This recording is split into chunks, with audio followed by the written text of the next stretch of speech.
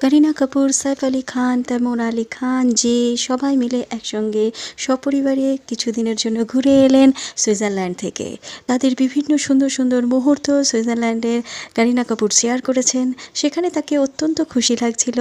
সাইফের হামলা হওয়ার পরে এই প্রথমবার তারা সপরিবারে কোথাও বেড়াতে গেলেন।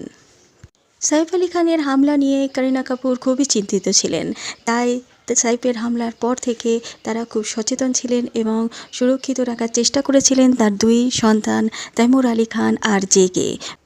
সাইফের হামলার পর থেকেই করিনা কাপুর মিডিয়াকে অনুরোধ করেছিল তৈমুর আর জির পিকচার যেন না তোলা হয়। সেই কারণে তৈমুর আর জির পিকচার আমরা অনেক দিন যাবৎ মিডিয়ার মধ্যে দেখতে পাইনি, কারণ মিডিয়াতে তৈমুর আর জির কোনো ছবি আসেনি সাইফের হামলার পর থেকে।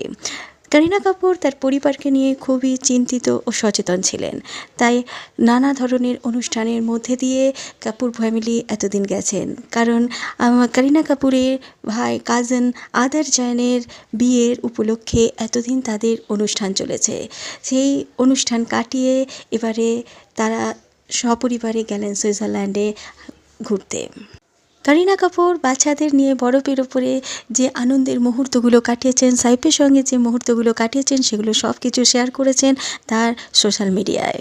তাদের এই সুইজারল্যান্ডের সফর যে সুন্দর হয়েছে সেটা তাদের পিকচার দেখেই আমরা বুঝতে পারি, কিন্তু যখন ফেরার পথে করিনা কাপুর, সাইফ আলী খান, তৈমুর আর জেকে একসঙ্গে এয়ারপোর্টে ক্যামেরাবন্দি করা হলো, তখন করিনা কাপুরের মুড হয়তো অফ ছিল, কারণ তার রাগী মুখটা দেখে কারোরই ভালো লাগেনি। কিন্তু সাইফ আলী খান খুব স্বাভাবিক ছিলেন, তার মুখে হাসিও ছিল। ভিডিওটা ভালো লাগলে একটা সাবস্ক্রাইব করে দেবেন। ততক্ষণের জন্য টাটা।